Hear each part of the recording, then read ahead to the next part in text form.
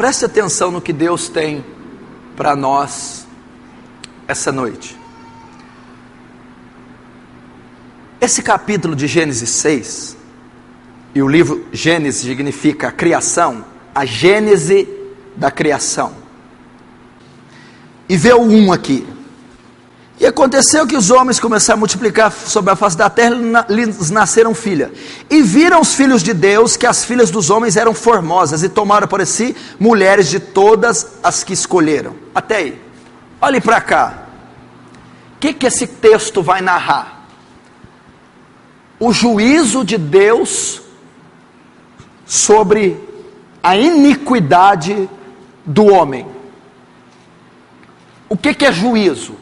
O julgamento, a sentença de Deus contra o pecado e a maldade do homem.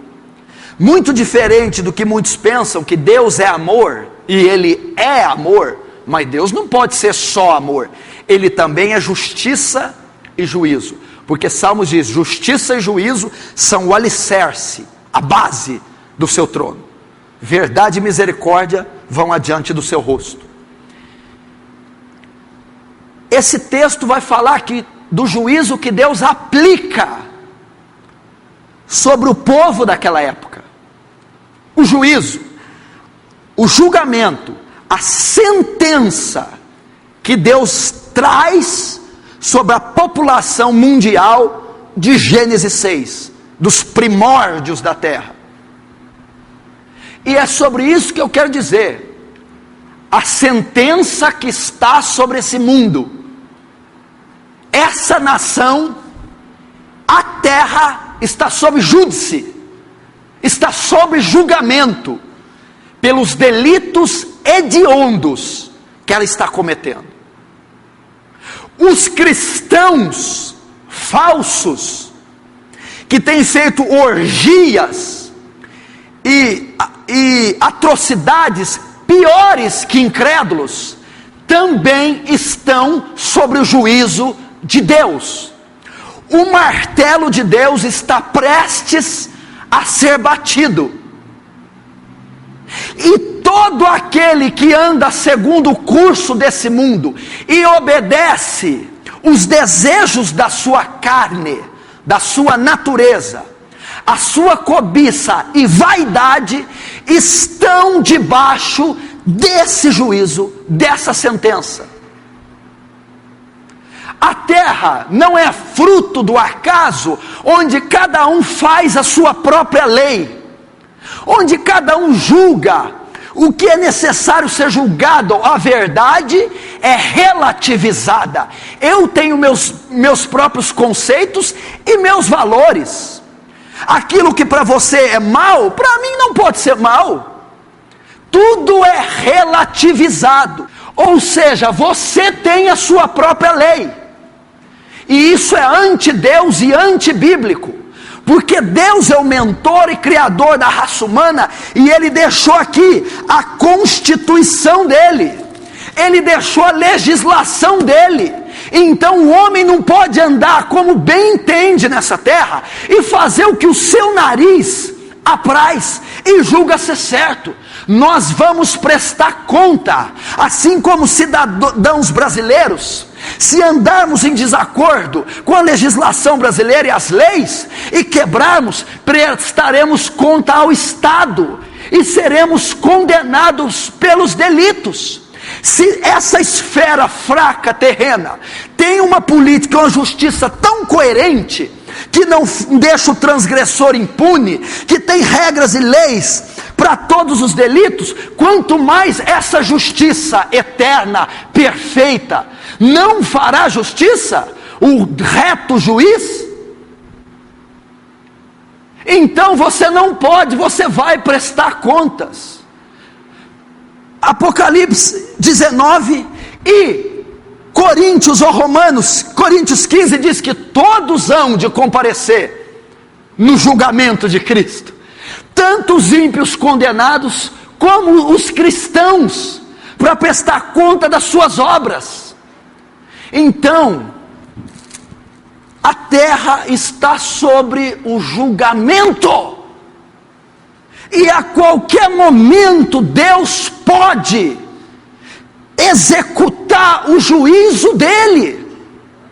Você já tem visto ele sendo executado. E não me diga que é obra do acaso ou da natureza. Você tem visto catástrofes naturais, você tem visto a aprovação de leis imorais, mas como isso pode ser visto com juízo? Deus está entregando o homem às suas paixões. Deixa, você quer seguir o curso do teu desejo? Faça atrocidades, case com pessoas do mesmo sexo, cause anomalias, porque elas mesmo vão voltar contra vocês. Você tem visto. E esse juízo vai vir. Esse juízo vai vir pela criminalidade. Você acha que o ACM que morreu uns 4 anos vai ficar impune? Você acha que o Orestes Quercia vai ficar impune por tudo que ele fez? Você acha que esses assassinos, esses serial killer das décadas de 60, 70 vão ficar impunes? Você acha que esses assassinos, você acha que Hitler, que Mussolini, que Stalin, você acha que esses políticos malditos que oprimem e destroem nossa sociedade vão ficar impunes? Não. Você acha que essas leis anti-Deus, anti-família, imorais vão ficar impunes? Você acha que esses assassinatos, traficantes, que estão destruindo nossas famílias com o advento do crack, vão ficar impunes? Não vão ficar impunes. Apocalipse 19 diz que deu o mar os seus mortos, vai ressuscitar tudo para ser julgado. Não vai escapar nenhum, de Adão até hoje, todos. Está sobre o julgamento. Só que tem uma outra coisa que está sobre julgamento. Não são só todos os moradores da terra, teu pai que não está aqui, tua mãe, teu filho, teu marido, tua mulher, estão sobre esse julgamento. Mas também a igreja, os que se dizem cristãos, estão sobre julgamento. Primeiro, todas as religiões, os mormons, testemunhas de Jeová, a igreja católica romana vai pagar pela Inquisição, pelos milhares que ela assassinou, pela criação da donzela de ferro, da roda do desmembramento, de colocar chumbo quente derretido no ouvido. Você não tem ideia o que foi a Inquisição. Você não tem ideia quanta maldade liderada por papas e padres, atrocidades, violência, coisas absurdas. Se eles julgassem que uma pessoa era herege, eles amarravam a pessoa com a corda numa pedra e jogavam dentro d'água viva, só porque olharam, eu acho que é herege. E tantas outras coisas aqui que dá nojo de falar que eles faziam. A igreja católica romana vai prestar conta por essas atrocidades. Vai prestar contas. Vai prestar por ter proibido o casamento dos sacerdotes e ter incitado todos eles à pedofilia e ao homossexualismo. Vai prestar conta por batizar bebês e dizerem que estão salvos porque batizaram na infância. Isso é um absurdo. Vai prestar. E outros que vão prestar. A igreja que se diz cristã, a igreja que se diz a certa, os crentes, os evangélicos, você, aqueles que têm a lei que você falou, pastor, a legislação, também estão sobre o martelo do Altíssimo. Por quê? Porque a Inquisição vai ser julgada, o catolicismo vai ser julgado, Allan Kardec e os seus adeptos vão ser julgados por estar invocando espíritos malignos, porque a palavra diz que o homem tem ordenado morrer uma vez só, depois disso vem o juízo. Está sobre o juízo. Mormons levando milhões ao inferno Pastor, todo mundo é bonzinho, está ajudando os outros. Você não ajuda ninguém se não pregar o evangelho. Não adianta boas obras, não adianta caridade, não adianta dar banho em mendigo. Se não for o evangelho de Cristo, ele não pode salvar. Se são minhas obras que salvam, o mérito é meu. É o mérito dele na cruz que salva, e não minha bondade ou minhas obras, que são trapo de imundícia, segundo a Bíblia. Se for minhas obras, minha caridade, eu anulei o sacrifício dele, entenderam? Para que ele desceu e morreu? São os méritos dele, é aquilo que ele fez e ninguém podia fazer. O preço que ele pagou, coitado de você, você não teria jamais a vida dele. E quarto, os evangélicos. Vai ser julgado esse povo? Hitler, pelos 50 milhões que morreram, 6 milhões só de judeus. Mussolini, que foi comparsa. Stalin, que foi um assassino de marca maior. Lenin, que difundiu o socialismo e o comunismo. Calígula, os imperadores. Pega todos, Nero, as religiões. Agora, os evangélicos. Sabe o que Jesus fala para você? Tem uma cidade que está pertinho aqui de Gênesis, que foi julgada. 2 cidades. Fala o nome dela aí, quem souber. Sodoma e Gomorra. Elas foram destruídas. Eu vou te falar o que tinha lá em Sodoma e Gomorra. O pecado dessas 2 cidades foi tão grande. Sabe o que Deus fez? Fez chover fogo e enxofre, e fulminou, trucidou Sodoma e Gomorra, Franca e Ribeirão Preto, destroçou, caiu fogo e enxofre. Imagina, chuva ácida, arrasou, fulminou Hiroshima e Nagasaki. Por que Deus fez isso com Sodoma e Gomorra? O pecado de Sodoma e Gomorra era tão grande, daí vem o termo sodomia, lesbianismo e homossexualismo, de homem com homem, mulher com mulher, de filho com pai, mãe com filho, um desastre, um incesto, uma orgia que não tem ideia. Era o cenário de Sodoma e Gomorra. Mais um pouco, estava Ló, filho de Abraão. Deus manda 2 anjos para tirar Ló de lá. Olha o nível do pecado de Sodoma e Gomorra. Quando os 2 anjos chegaram lá, os moradores queriam estuprar os 2 anjos, queriam deitar com os anjos, queriam fazer sexo com os anjos. Olha o nível da orgia, o nível da depravação de Sodoma e Gomorra. Queriam molestar anjos. Essas cidades vão ser condenadas no dia do juízo. Mas o que tem a ver com nós? Jesus disse assim, escuta: menor rigor terão no dia do juízo Sodoma e Gomorra do que vocês. O julgamento da igreja que conhece a verdade e pratica o contrário será pior do que 2 cidades que tentaram estuprar anjos. Menor rigor terá no dia do juízo Sodoma e Gomorra do que para Edir Macedo, Valdemiro Santiago, Prosperidade, essa zona que está virando a igreja evangélica. Menor rigor terão. Por que terão? Porque Sodoma e Gomorra não tinha Bíblia, não tinha o Espírito Santo, não tinha canais de comunicação, não tinha a estrutura que esse povo que se diz cristão hoje tem. Como que Deus vai condenar pessoas atrozes, malignas, assassinas, sim, mas ignorantes? Agora o engraçado é que nós somos tão malignos, atrozes como eles, porém não somos ignorantes, temos a lei de Deus. A nação,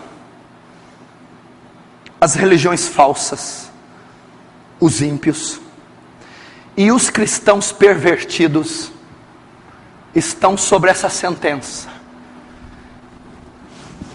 sobre juízo. Vamos saber por que ele fez juízo. Agora é só para os cristãos a palavra. Escute.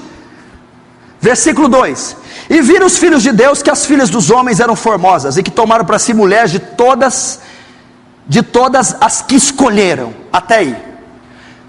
Filhos de Deus com as filhas dos homens. Entendeu? Eu não vou entrar no mérito teológico dos anaquins, nefilins, dos anjos caídos. Isso aí é questão para concílio. Eu não vou fazer nenhum concílio aqui.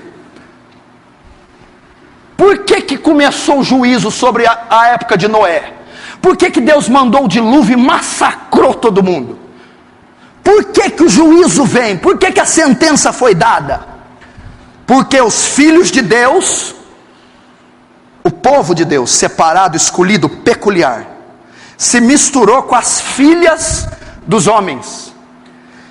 Casamento misto, mesclou justo com corrupto, luz com trevas, bom com mal, e misturou. Essa mistura foi criando outros seres de outras espécies, foi se descaracterizando o perfil e o padrão do povo de Deus, e eles se corromperam e se degradaram por essa mistura. Por que o juízo vem sobre nós? Porque o povo de Deus, os cristãos, quer se misturar, quer se casar com as coisas da terra, com as coisas do mundo, e tomaram os filhos de Deus, as filhas dos homens, e se casaram, se prostituíram, coabitaram com ela. E a Bíblia diz assim: aquele que se une com a meretriz, faz-se uma só carne com ela, entendeu?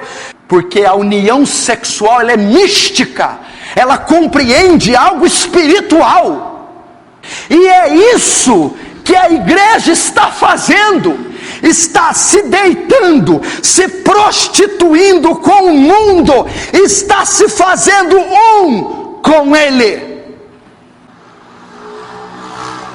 Se as técnicas que estão saindo do púlpito são psicologia, são psicoterapia, são nova era, humanismo secular, evolucionismo, e não a palavra, a mensagem do Evangelho, e não o poder do Espírito Santo, o que as igrejas estão parecendo? Entretenimento, show. O púlpito, que é esse lugar aqui que tem que ser sacro, santo, virou um talk show. Stand-up comedy, eles estão fazendo, dia de sexta-feira com a igreja lotada. Não tem o CQC? A mesma coisa. Pessoas imitando Silvio Santos, lá, dentro da igreja. Desfile de moda em cima desse mesmo púlpito. O Senhor declarando em rede nacional: eu sou a favor do aborto, e acabou, pronto. Um homem que tem a influência que ele tem, dizendo que é a favor do aborto, e dizendo assim: se eu estiver pecando, eu pago por esse pecado, eu pago por ele. Pois vai pagar, e vai pagar com a vida. Misturando-se com o mundo, casamentos ímpios, mistos. Hoje você olha o cristão, ele é pior do que o ímpio. Olha para o jeito de vestir da igreja, estão iguais, estão fazendo a mesma coisa. O crente hoje frequenta o mesmo lugar que o ímpio, tem as mesmas amizades, o mesmo linguajar, a mesma vestimenta do ímpio.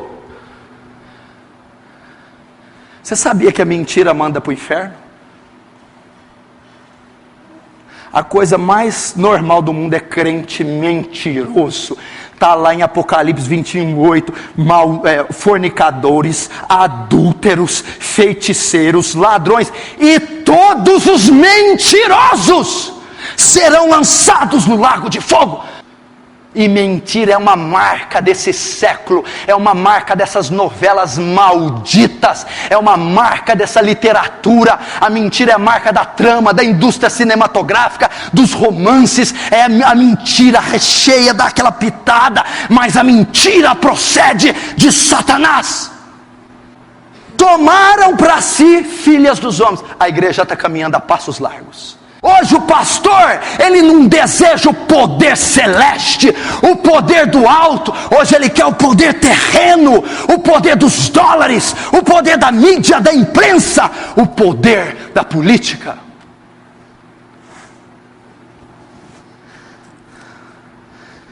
Versículo 3.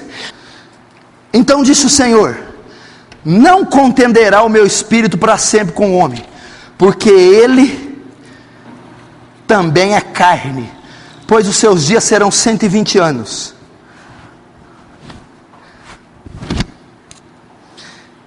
O que Deus fala aqui? Não contenderá, o meu espírito não agirá mais na vida do homem, o meu espírito não permanecerá mais no homem. Por quê? Porque este é carne, porque ele também é carne.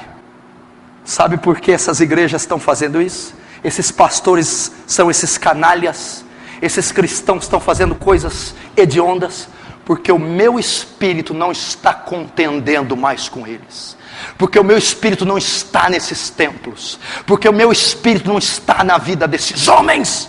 Ele não contenderá mais com o homem, não agirá, não influenciará, não estará mais nesses púlpitos, não estará mais nesses cânticos, não estará nesses homens. Por quê? Porque ele é carnal, porque a sua natureza é que prevalece. São homens que querem ter estirpes reais, vaidosos, são gananciosos. Carne, derivado da carne. De quem é carnal? Ganância. Querem poder, querem nome, querem status, querem fama, querem popularidade. São carnais. Soberba, orgulho, são orgulhosos. É a deidade do homem, se fazem de deuses, dão as palavras finais, decretam suas próprias leis, falam em nome de Deus, quando Deus não falou. Então você está vendo por que o juízo vem? Porque a cristandade está misturando com o mundanismo. Meu irmão, tem igreja que o presbitério é maçom, presbitério que enche a cara. Tem igreja que o presbitério toma o goró. Não. Jesus disse, Paulo mandou tomar, não, vinho pode, vinho, cachaça, cerveja, cunhaque, uísque, e depois vai para o inferno e explode lá. É o cenário da cristandade. E depois aqui, os dias do homem serão 120, não quer dizer que a idade do homem diminuiu para 120, quer dizer que 120 anos foi o tempo que durou para vir o dilúvio. Agora capítulo 5, capítulo 6, versículo 5. E viu o Senhor que a maldade do homem se multiplicara sobre a terra, e que toda a imaginação dos pensamentos do seu coração era só má e contínua. Vamos ler de novo esse versículo, que ele é muito forte. E viu o Senhor, quer dizer, viu, percebeu, notou, acompanhou, que a maldade do homem, a maldade tem vários significados: depravação, corrupção, perversão do homem, se multiplicara sobre a terra, e que toda a imaginação dos pensamentos do seu coração era só má continuamente. Olha aqui os superlativos que ele usa, olha aqui os exageros. Toda, 100%. Imaginação, o que ocupa os pensamentos. E coração, sentimentos. Era todo homem, todo ser, mau. E continuamente, progressivo. Andava piorando. Esse era o cenário de Gênesis capítulo 6. O que aconteceu? Olha só, trazendo para nós, para a igreja. Deus estabelece a cristandade, estabelece você, confia você a palavra. Você se converte, se batiza, toma ceia, se faz um cristão. Aí com o tempo, que é a história da nossa igreja, ela começou na palavra. A igreja cristã começou na palavra. As primeiras igrejas plantadas eram bíblicas. Mas com o tempo, foram vendo as filhas dos homens. Estou desejando ela, quero casar com ela. Ela começou a desejar as filhas dos homens, o mundo, e falou: eu vou me casar. E foi entrando, foi se relacionando, namorando, noivou. Hoje está casada, está amaziada, está amigada, está no motel com ela. Qual que é a consequência? Os pensamentos do coração do homem, todos eles eram maus, continuamente. Sabe o que esse versículo quer dizer? Que o estado do homem aqui em Gênesis 6, de depravação, foi tão grande, que Deus teve que mandar o dilúvio. A orgia, a atrocidade, a imoralidade, a maldade, foi tão grande, que Deus teve que matar. Olha só de novo. E viu o Senhor que a maldade do homem se multiplicara, aumentou, extrapolou, e que toda a imaginação, 100% do pensamento do coração do homem era má, e continuamente. Irmãos, teólogos estudiosos dizem que não dá para descrever o que era o cenário da terra nesse Gênesis 6. Versículo 6. Então arrependeu-se o Senhor de haver feito o homem sobre a terra, e pesou-lhe em seu coração. E disse o Senhor: destruirei de sobre a face da terra o homem que criei, desde o animal, desde o homem até o animal, até o réptil, e até as aves dos céus, porque me arrependo de os haver feito. Olhe para cá. Eu iniciei a pregação falando o quê?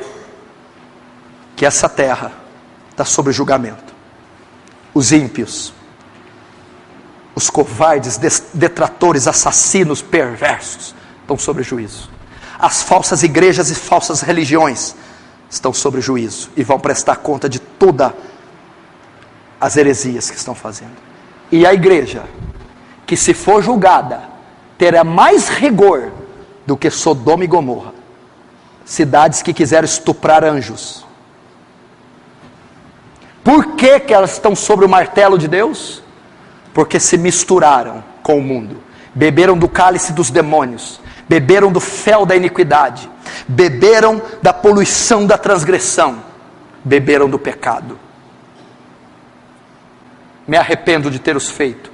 E esse arrependo aqui é porque não tinha uma palavra no português que ficava claro. Deus não se arrepende. Se arrepender está condicionado a homem. Só se arrepende quem não pode ver o futuro. Deus vê o futuro, não poderia se arrepender. A palavra mais apropriada para o português foi arrepende. Mas na verdade Deus mudou a disposição do coração. Só isso. Como se Deus, em vez de arrepender, Deus se entristeceu pelo homem ter pecado. É isso, fica melhor. E não se arrependeu. Nossa, se eu soubesse como ia fazer isso, não tinha feito ele. Não foi isso. É impossível. Então Deus diz: destruirei a terra, o homem.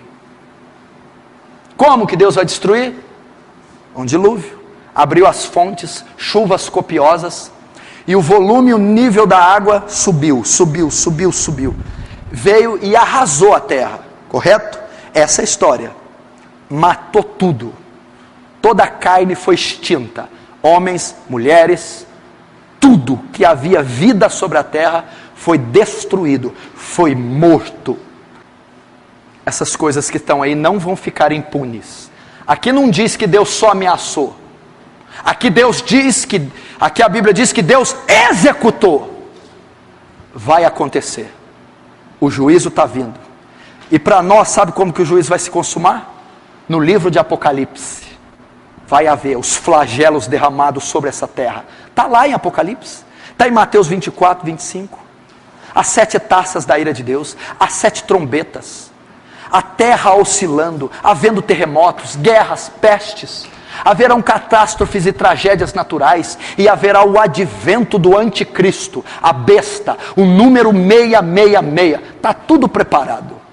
Tudo isso será a marca do juízo sobre essa terra. E sabe o que vai acontecer com a cristandade que está aí? O que a cristandade quer? Dinheiro. casa, carro, casamento. Não é isso que a teologia da prosperidade ensina? Escuta: carro, casa, casamento. Pois o anticristo vai dar o que a cristandade quer. Vocês querem paz na terra? Eu darei. Vocês querem dinheiro? Eu darei. Vocês querem prazer? Eu darei. Vocês querem prosperidade? Eu darei. Quer juízo maior? Quando o arrebatamento vier e tirar a igreja, e aqueles que estavam no pecado e na carne ficarem com o anticristo. Você sabia que vai haver um arrebatamento? Que a igreja será arrancada dessa terra em glória? Que os crentes santos e sinceros serão retirados da terra? E aqueles que estão lá, o dilúvio para eles, sabe o que vai ser? A esposa santa, bem, tarde demais, se foi. O marido santo ali na cama, bem, cadê? Tarde demais, se foi. A mãe santa liga: mãe, sua mãe não está aqui, se foi. E o juízo final, o largo ardente de fogo. Deixa eu te dizer uma coisa. Você sabia que você só tem uma vida? Olha para você aí. Você só tem essa vida. Você é uma alma eterna. Você nunca vai se desfazer. Você é uma alma eterna. Você só vai passar dessa era, dessa vida para outra. Mas vai continuar sendo você. Só que o que vai pesar é o que foi feito por Cristo aqui. O que foi feito por Cristo, Jesus, o que morreu por você na cruz para perdoar teus pecados, vai te levar a descansar na eternidade. E o que você deixou de fazer por aquele que morreu na cruz, vai te fazer descansar ou cansar no inferno. Vamos ver o parênteses, versículo 8.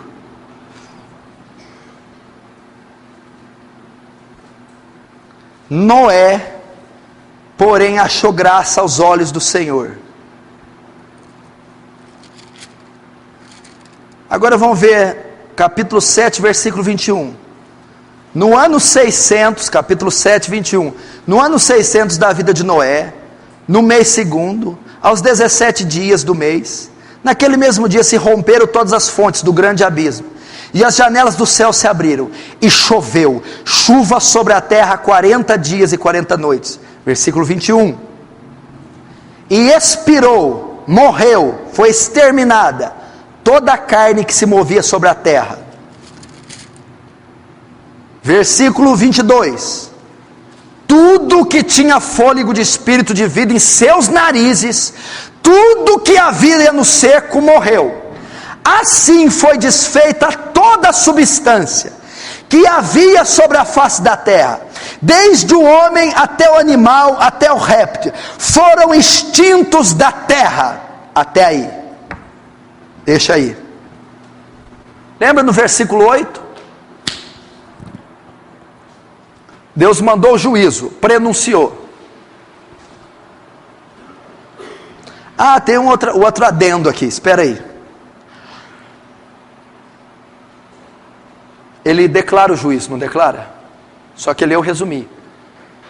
Ele declarou e falou para Noé construir a arca. Só que enquanto Noé construía a arca, Noé pregava para toda a terra: vai vir o julgamento, se arrependam. Quanto tempo durou? 120 anos. Porque naquela época Noé vivia um tempo maior, ok? O que Deus faz? Ele mostra a enfermidade, Ele mostra a consequência, mas junto com a enfermidade Ele mostra a cura. Ele falou assim, vai vir, mas Noé prega a eles, para que se arrependam.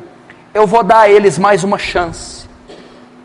Eu vou enviar aquele filho, para falar para aquela mãe, não é assim, conserta a tua vida. 120 anos, dando chance para o povo. É aquele pai: filho, deixa essas práticas, receba Jesus. É aquele culto que você vai, E Deus usa o pregador, o louvor, o irmãozinho, a senhorazinha. Abre o coração, muda a tua vida, deixa eu reger você, deixa eu perdoar teus pecados, deixa eu escrever uma nova vida. É um telefonema que alguém te dá: volta para a igreja, rapaz, lê a tua Bíblia, rapaz, perdoa aquela pessoa, rapaz, perdoa teu pai, perdoa tua mãe, perdoa teu esposo, conserta a tua vida, tira essa amargura do coração, tira esse ressentimento, esse rancor, esse fel, esse veneno. Fax, telegrama, e-mail, MSN, mensagem, todas as formas, porque Deus é misericordioso. A mesma coisa para a cristandade. Deus está vendo? Está são e salvo, está vivo, respira. Há esperança para você, há uma chance para você, há uma chance para esse povo, se eles se arrependerem, se eles ouvirem a mensagem original. E talvez alguns entraram aqui, e Deus está dizendo: a segunda chance está aberta, a misericórdia está aqui escancarada. Eu sou tardio em irá, diz o Senhor, grande beneficência em perdão. Mas eles não ouviram. Veio o dilúvio, arrebentou com tudo. Mas tem um parênteses: Noé ele poupou. E a família de Noé, que estavam em 8, Noé mais 7. Por que Noé achou graça? Por que Deus poupou Noé? Vamos voltar no 7, no versículo 23. Assim foi desfeita toda substância que havia sobre a face da terra, desde o homem até o animal, até o réptil e até as aves do céu, foram extintos da terra. Ficou somente Noé e os que com ele estavam na arca. Olha o que Deus está dizendo: o juízo veio, o martelo foi batido, o apocalipse cumpriu. Ele pegou essa parte e mandou para o inferno, aquela matou, a outra condenou, o juízo descancarou na terra, o dilúvio arrebentou com tudo. Noé e mais 7 não arrebentou. Noé e os 7 foram poupados do juízo, atravessaram o juízo intacto. Noé e os outros não receberam castigo. Noé e os outros não foram condenados. Noé e os outros não sofreram dano algum. Viu? Expirou toda a carne que respirava sobre a terra. Expirou, morreu, foi extinta. Ficou só Noé e a sua família. Como que Noé escapou dos filhos dos homens com as filhas das mulheres? Como que Noé escapou do pensamento mal continuamente? Como que Noé escapou de não ser carnal? Como que Noé escapou do espírito não contender, agir mais nele? E como que Deus disse: destruirei toda a terra, e não destruiu Noé? Sabe o que significa? O juízo final virá, o apocalipse vai se cumprir, vai haver o arrebatamento, o anticristo, o falso profeta, vai haver mortes, vai haver condenação ao inferno, mas não será para todos. Alguns serão poupados do juízo final, alguns serão poupados do lago de fogo, alguns não irão para o inferno, alguns não sofrerão os flagelos e as pestes do apocalipse. Como nós fazemos então para não sofrer a justa ira de Deus, o justo juízo, o castigo de Deus, já que o martelo está para ser batido, como você falou, já que todos estão debaixo do martelo e todos serão julgados? Como faz para não ser condenado nesse julgamento? Como Noé, o julgamento veio para todo mundo, só que Noé não foi condenado, atravessou o juízo, desfez toda a vida, lembra? Só ficou Noé e os 8 e os 7. Como foi executado o juízo de Deus naquela época? Qual que foi a substância que Deus usou para executar o juízo? A água. Morreram afogados ou pressionados pela violência das águas. Sabe por que Noé não morreu? Estava dentro de um barco, dentro de uma arca. Ali o juízo não penetrou, a água não penetrou. Ali Noé foi poupado. A arca foi submersa, boiava, e era um ambiente propício para a arca. Então eles não poderiam ser afogados, não poderiam ser asfixiados, porque a arca guardou das correntes e das chuvas. A arca flutuando, ficou todo o período do dilúvio navegando. Então o juízo não penetrou na arca. Quem estava dentro da arca estava salvo. Como então, pastor, eu escapo da ira e do juízo, que o martelo está prestes a ser batido sobre essa nação, sobre o mundo, sobre o Brasil, a América, a França, a Europa, a Ásia, sobre a igreja corrupta? Só tem uma maneira: sobre a cristandade corrupta, é você estando dentro da arca. E qual é o paralelo aqui? A arca foi feita obedecendo tudo aquilo que saiu da boca de Deus. A arca será assim, Deus falando, assim, assado. Como você é salvo do juízo? Obedecendo tudo que saiu da boca de Deus. Alicerçando o teu casamento em tudo que saiu da boca de Deus. O teu namoro, o teu noivado, as tuas finanças, a tua fé. Se ela estiver pautada aqui, se a igreja que você congrega está pautada aqui, se a vida que você leva está pautada aqui, em tudo que Deus dirigiu, o juízo final não te pegará. Você pode pensar de duas maneiras, você tem duas opções hoje. Primeiro, eu não estou dentro da arca. A minha fé não é pautada nesse livro, na palavra de Deus, porque isso aqui não é a palavra da igreja católica, nem da cristã, nem da evangélica, nem da espírita. Isso aqui não é a palavra de ninguém, não. Isso aqui é a palavra de Deus. Se você não está vivendo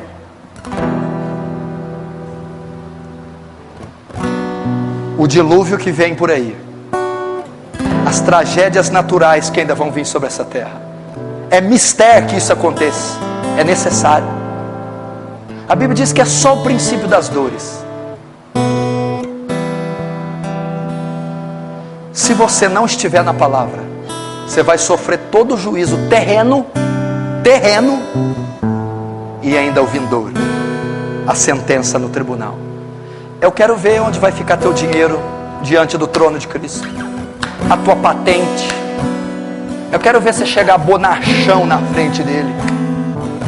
Olha que toda a vida, todo recurso para servir a ele, nós não servimos. Agora tem a segunda faceta. Para você que está na arca, e eu sei que tem gente aqui que está na arca, o juízo não pegará você. Você ficará livre. Não porque você é bom, porque você tem mérito. É porque a arca tem dois nomes: graça e misericórdia. Misericórdia te poupou, não deu o que você merecia, te perdoou. Graça, entra dentro da arca, mesmo sem merecer. Entra, é de graça a arca. Vem, faz parte. Ah, não tem que pagar nada. Não, meu filho já pagou. Ah, mas eu tenho tanto pecado. Não, ele perdoou naquela cruz, é mesmo. Ah, eu tenho uma sentença, uma dívida tão extensa. Não, meu filho pagou, é de graça. Entra. Você já viu quem anda certo ter medo de polícia? O cara é certinho, ele vê uma polícia e se alegra, nossa. E quem anda devendo, quem é mau caráter, vê uma polícia e fica... Quem anda reto com a palavra vai ter medo de Deus? Quem está dentro da arca tem medo de Deus? Não, quando vê ele se alegra, pois é obediente. você não sofrerá as águas do juízo, porque Ele preparou uma arca para você. Ele preparou a salvação que há em Cristo. O Filho dele desceu nessa terra 2000 anos atrás, derramou o sangue dele por você, perdoou todos os seus pecados, pagou suas dívidas, e aqui essa noite está gritando: ei, o juízo vem, o tsunami, as ondas vêm. Entrem na arca, entrem lá. Eu perdoo vocês, eu amo vocês. Quando vocês entrarem, eu fecharei, e o juízo não pegará vocês. Vão te pegar. Mas também tem um terceiro item, fator. Você não está na arca, mas essa noite você pode estar, porque a arca ainda, a água ainda não subiu, a arca ainda não foi desancorada, há espaço para mais gente. Como que eu entro nessa arca então? Pedindo perdão dos seus pecados,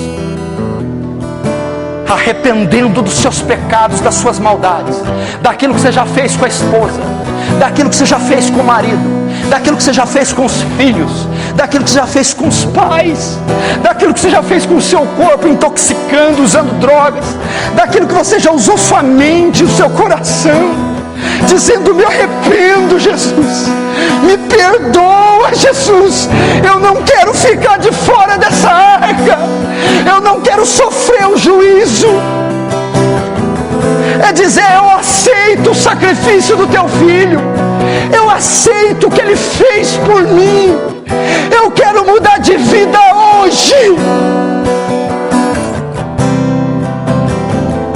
Se você dizer isso, a Bíblia diz, Jesus diz: o que vem a mim, de maneira nenhuma eu lançarei fora. A Bíblia diz: seus pecados podem ser vermelhos como a escarlata, mas eu os farei brancos como a neve. A Bíblia diz: vinde, Jesus dizendo: vinde a mim, todos os que estáis cansados e sobrecarregados, e eu vos aliviarei.